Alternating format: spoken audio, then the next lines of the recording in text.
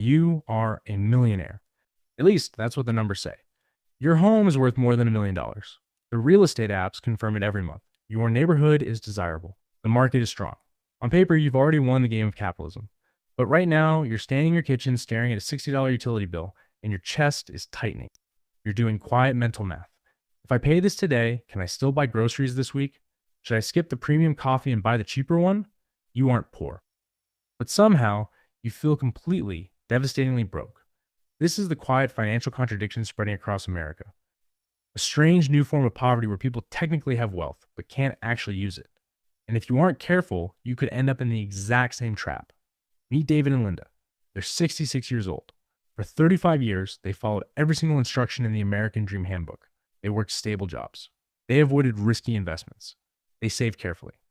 And most importantly, they bought a house in a good neighborhood back in the late 1990s. At the time, it cost them $200,000. It felt like a huge financial commitment back then. But today, that same house is worth about $1.2 million. Every month, their phone sends them a cheerful notification updating the estimated value of their home. Each alert quietly reinforces the same message. You made it. You're a millionaire. But walk inside their house and the story starts to change. The HVAC system makes a loud rattling sound every time it turns on. A technician already warned them it needs to be replaced soon. The cost is around $15,000. So they ignore the noise and hope it survives another winter. Their property taxes have tripled since they moved in. Insurance premiums keep rising. Utility bills keep creeping higher. Their retirement income comes mostly from Social Security and a small amount of savings. That income barely covers the monthly expenses required just to keep the house functioning. David and Linda aren't unusual. They are the new face of a growing American financial paradox. Asset rich. Cash poor. In fact, according to research from the Federal Reserve, nearly 40% of Americans would struggle to cover an unexpected $400 emergency.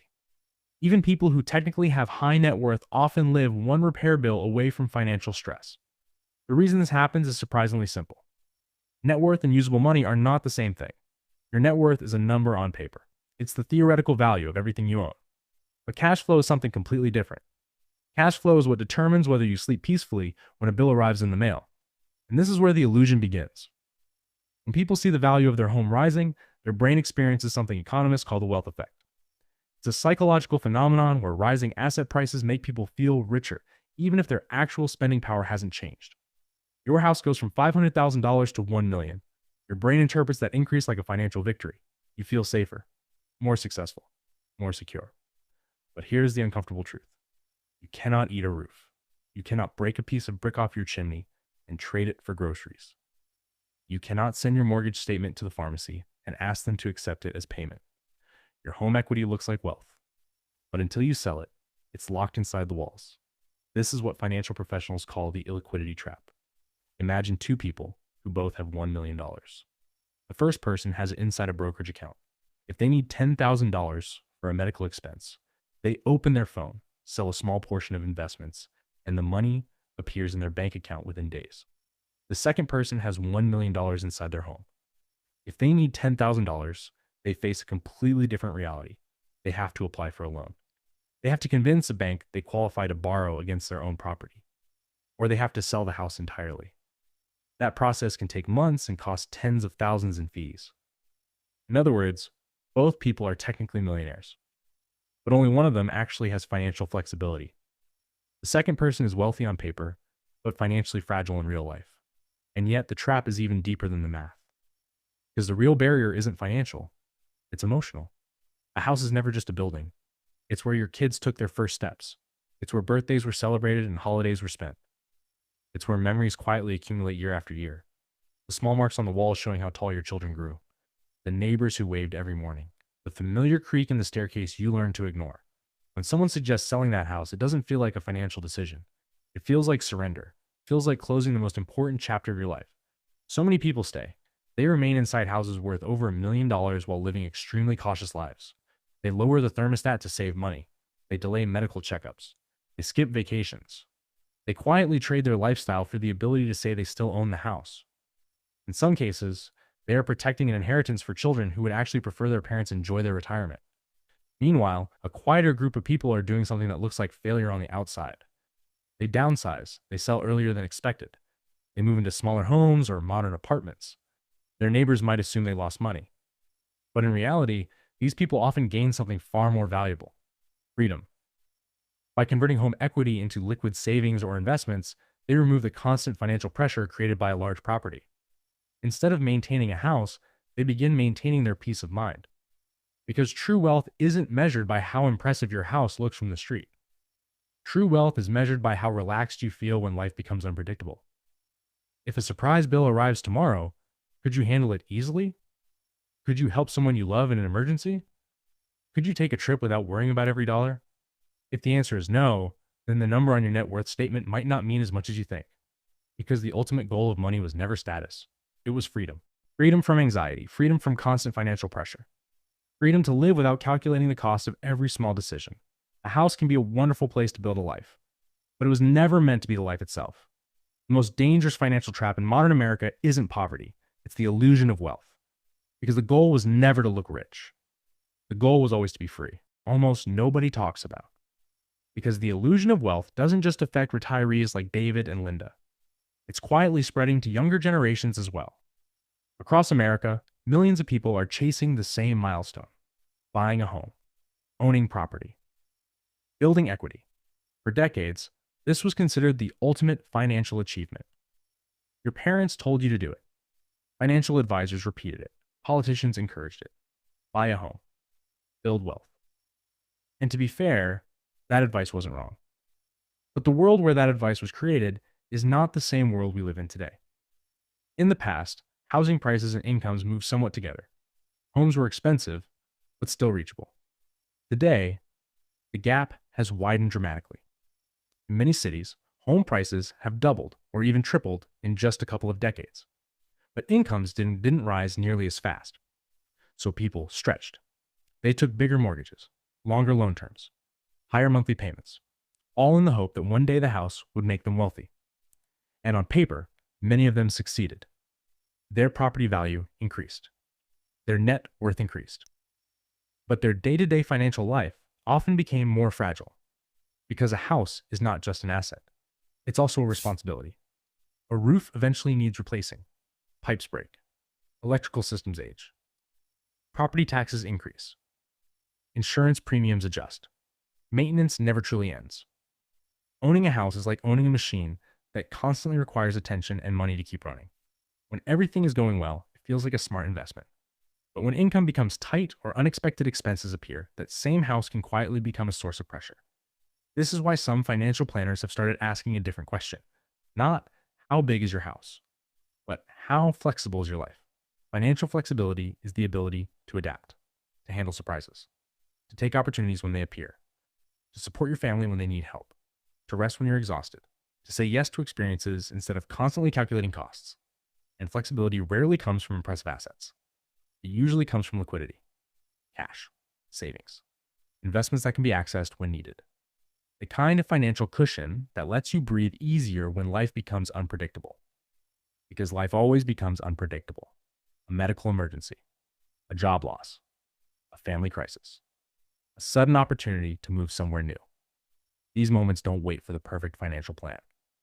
They arrive suddenly. And when they do, the difference between stress and stability often comes down to one simple thing: access to money. Not theoretical wealth, not the number written on a property valuation website. Actual usable resources. This doesn't mean owning a home is a bad decision. For many people, it can still be a powerful way to build long-term stability. But the danger begins when the house becomes the entire plan. When all the wealth is trapped in one place. When the balance between assets and liquidity disappears. That's when the illusion begins. Because the outside world may see a beautiful house and assume everything is perfect. But inside that house, the financial reality might look very different. Quiet stress, careful spending, constant calculations, and the lingering fear that one unexpected bill could change everything. True wealth was never supposed to feel like that. True wealth should create calm. It should reduce pressure. It should expand your choices. If your financial life feels smaller and more restrictive as your assets grow, something in the equation may be wrong. This is why some of the most financially secure people focus on a simple principle: balance. They build assets, but they also protect liquidity. They invest. but they also maintain flexibility. They understand that money's most important job isn't to impress others, it's to protect their freedom. Freedom to make decisions based on what matters most. Freedom to take risks when opportunity appears. Freedom to slow down when life requires it. Because at the end of the day, the real purpose of wealth isn't accumulation, it's control. Control over your time, control over your stress, control over the direction of your life. And that's why the illusion of wealth is so dangerous. It tricks people into believing they've already reached financial security while quietly removing the very flexibility that creates it. So the next time you hear someone say, I'm a millionaire because my house is worth $1 million, pause for a moment and ask a different question. If life surprised you tomorrow, would you actually feel financially safe? Because the goal was never to collect impressive numbers. The goal was never to own the biggest house on the street. The goal was never to appear successful. The goal was always something much simpler. To wake up in the morning without financial fear. To make decisions without constant pressure. To live a life where money supports your freedom instead of limiting it.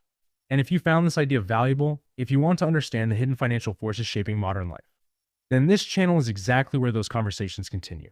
Because sometimes the most important financial lessons aren't about making more money. They're about understanding the money you already have and learning how to turn it into something far more powerful, freedom. But there is one final idea that changes the entire conversation about wealth. Because most people spend their entire lives asking the wrong question. They ask, how much money do I need to feel rich? But the people who actually reach financial peace ask something very different. They ask, how little pressure do I need to feel free? Those are two completely different goals. One goal pushes people to constantly chase bigger numbers, a larger house, a more expensive car, a higher salary, a more impressive lifestyle. But the other goal focuses on something far more powerful, stability. The kind of stability that lets you sleep peacefully at night. The kind of stability where an unexpected expense doesn't instantly create panic. The kind of stability where you don't feel trapped inside your own financial decisions. Because when you look closely, the people who seem the wealthiest on the outside are not always the ones who feel the most secure on the inside.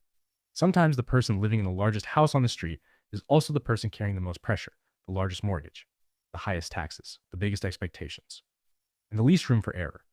Meanwhile, someone living in a smaller home with strong savings and flexible finances may quietly enjoy something far more valuable, peace of mind. That's the part of wealth that rarely appears in financial statistics. No website tracks it, no market index measures it.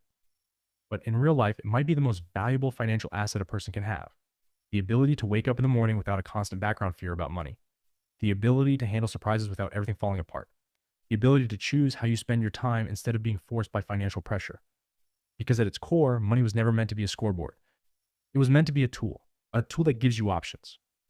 Options about where you live. Options about how you work. Options about the kind of life you build. And when money stops providing options, when it begins limiting them, that's usually a sign that something in the financial strategy needs to change. This is why the smartest financial thinkers often focus less on appearing wealthy and more on designing a life that remains stable even when the unexpected happens. They build assets. But they also protect liquidity. They invest for the future. But they also prepare for the present. Because the real test of financial security isn't what your life looks like when everything is going well. It's how stable your life remains when things don't go according to plan. And that's the moment when the illusion of wealth finally breaks. Because impressive numbers stop mattering when real life shows up. What matters instead is flexibility, preparedness, and freedom. The freedom to handle life surprises without fear. The freedom to make choices based on what truly matters. And the freedom to build a life that feels calm, stable, and fully your own. Because in the end, the most powerful financial goal was never to look successful. It was to live without constant financial pressure. And that kind of wealth rarely comes from appearances. It comes from understanding how money actually works. If this idea changed the way you think about wealth, then you're exactly the kind of person this channel was created for. Because every week we break down the hidden financial truths most people never learn about money, investing, and modern wealth. Not the flashy myths, the real mechanics, the real strategies, and the real decisions that shape financial freedom. So if you want to understand money on a deeper level and build a life that feels financially calm instead of financially impressive, make sure you're subscribed. Because the next lesson might completely change the way you think about wealth.